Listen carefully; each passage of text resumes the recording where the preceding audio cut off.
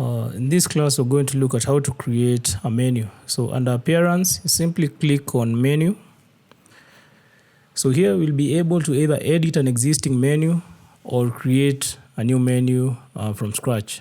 So you can see we already have two menus which came with our installation, but we can create a new menu by clicking on the link. So once you click on the link, you'll have to give your menu a name. So this is a unique name for your menu. And then you can also choose the location of where do you want your menu to appear. So for the menu which we're creating, we want it to be on the top. So we'll put it as the primary menu. Then after that, we'll simply now create menu.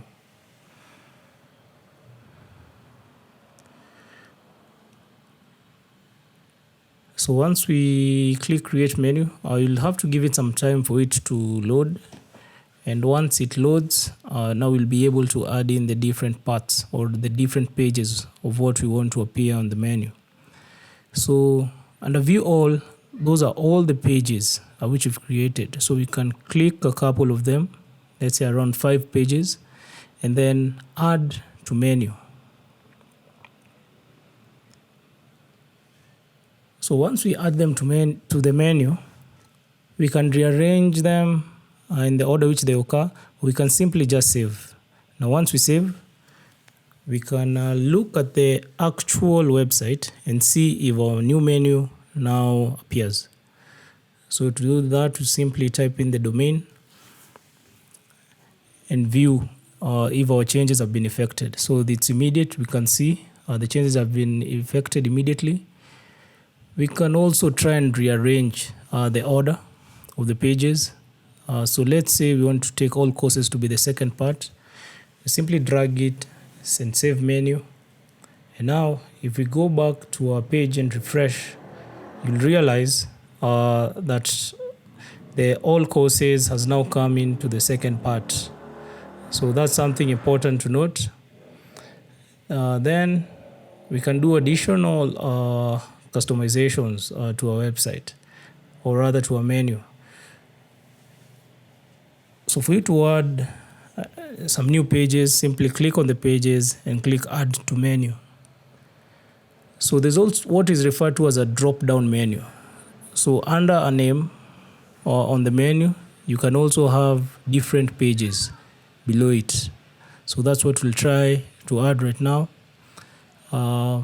And once we add this, you realize that it changes the appearance of the main menu or the menu which you're currently editing.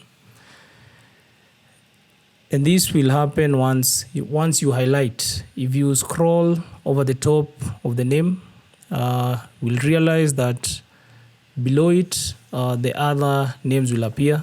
So instead of everything being in the order which we've arranged right now. So to do that, you simply put in the page below what you prefer. And once you arrange it in that format, slightly scroll or move the page towards the right. So now once we refresh after we've saved, we realize under all courses, we'll have a drop-down menu, which is an arrow. When clicked on, we'll be able to display the different pages or highlighted. So now you can realize the 2 pages can now be accessed here.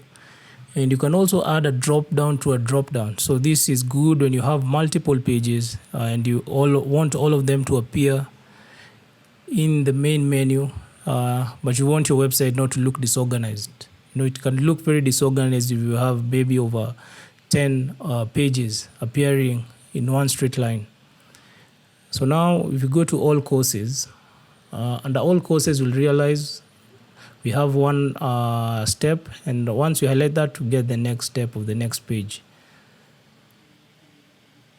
Okay, so with that said, you can simply save that menu which you've already saved, but you can also select a different menu and try and edit it. So let's say we go to the footer menu, select that. So the footer menu is the menu which appears at the bottom of the page. The header menu is the menu which appears at the top. So for the footer menu, we can realize it's using custom links. So as it is, If you leave only the hash, once you click on that name, it won't open any page. But in here, we can add any URL. So if the user clicks on that name, it will open the page related to the URL. So, and in this section, you can also add our own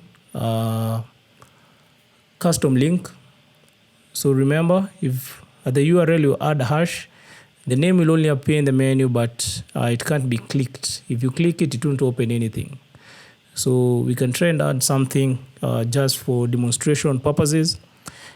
And we can also add the drop-down menu in such a scenario. In fact, the drop-down menu works best when the first title appearing on the menu is something which can't be clicked, because that reduces the risk of clients or users not being able to access the pages under the drop-down.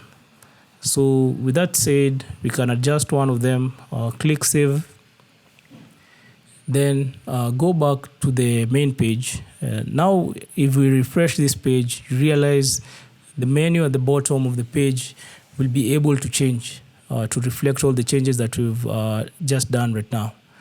Now you can realize, so this format, the drop down has already occurred, and that's it for that course. We can proceed to the next part.